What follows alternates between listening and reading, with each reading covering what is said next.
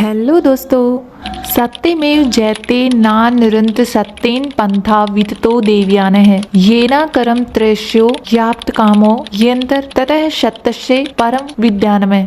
श्लोक में कुछ शब्द हैं जो सुने सुने से लग रहे हैं। जी हाँ, हम जिस शब्द की बात कर रहे हैं वो है सत्यमेव जयते।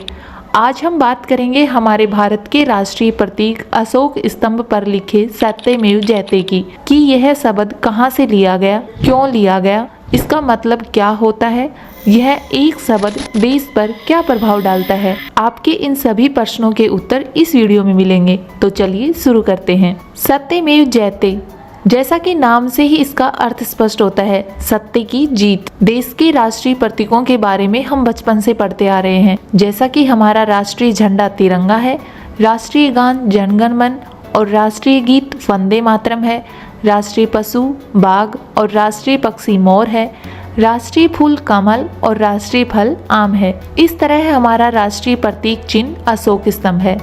सम्राट अशोक द्वारा सारनाथ में बनवाए गए स्तंभ से यह राष्ट्रीय चिन्ह लिया गया है। 26 जनवरी 1950 को देश का संविधान लागू होने के साथ ही इन राष्ट्रीय प्रतीकों को अपनाया गया था। पुलिस से लेकर सेना तक के ड्रेस और मेडल्स में, राष्ट्रीय और राजकीय इमारतों पर, सिक्कों और नोटों में, सरकारी कागजों पर, पासपोर्ट और राष्ट्रीय पहचान वाले अन्य डॉक्यूमेंट्स पर आपको अशोक स्तंभ राष्ट्रीय प्रतीक के तौर पर नजर आता होगा। यह सम्राट अशोक द्वारा बनवाए गए स्तंभ से लिया गया है।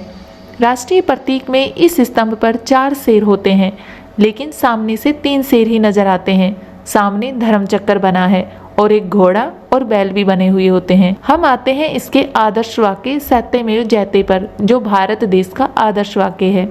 ऐसा कहा जाता है कि सत्यमेव जयते को देश में लाने के लिए और उसका प्रचार प्रसार करने के लिए पंडित मदन मोहन मालवीय जी की महत्वपूर्ण भूमिका रही है। सत्यमेव जयते शब्द मुंडक उपनिषद से लिया गया है। मुंडक उपनिषद के जिस मंत्र से यह सत्यमेव जयते का शब्द लिया गया है वह है सत्यमेव जयते नानिरंत सत्येन पंथा विततो देवयानः येना करम त्रयस्यो याप्त कामो यंत्र ततस्तस्य परम निधानम। इस पूरे मंत्र का अर्थ है सत्य की ही जीत होती है, असत्य की नहीं।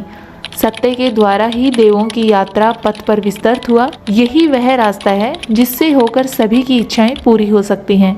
आज़ादी के बाद 26 जनवरी 1950 को इसे भारत का राष्ट्रीय आदर्श वाक्य अपनाया गया और यह वाक्य देवनागरी में लिखा हुआ है। उपनिषद का यह वाक्यांश सत्यमेव जयते आदर्श वाक्य के तौर पर राष्ट्रीय प्रतीक में शामिल है, इसलिए इसका उपयोग निजी रूप से नहीं किया जा सकता है।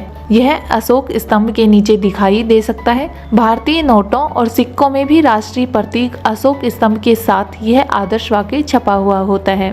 तो दोस्तों, आपको यह वीडियो कैसी लगी कमेंट करके जरूर बताएं। अपने दोस्तों के साथ ज़्यादा से ज़्यादा शेयर करें और चैनल को सब्सक्राइब करें। धन्यवाद।